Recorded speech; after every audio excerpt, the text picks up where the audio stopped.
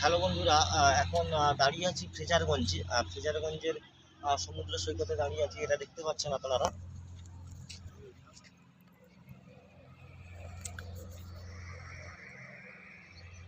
এই হচ্ছে ফ্রেজারগঞ্জ। এখানে কত জাল টাল নিয়ে দাঁড়িয়ে আছে, মাছ ধরার নৌকা দাঁড়িয়ে আছে। দূরে একটা বোট চলে যাচ্ছে।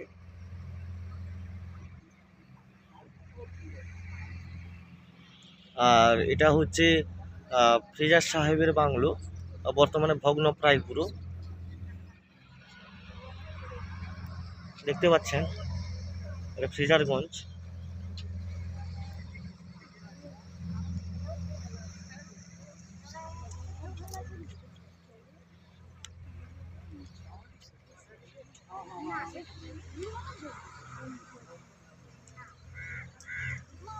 এখন হাওয়া কলটা পুরো নষ্ট হয়ে গেছে। হাওয়ার যে বিদ্যুৎ তৈরি হয় সেটা পুরো ছিল এর আগে, ঝড় টড়ের জন্য সবগুলো নষ্ট হয়ে গেছে।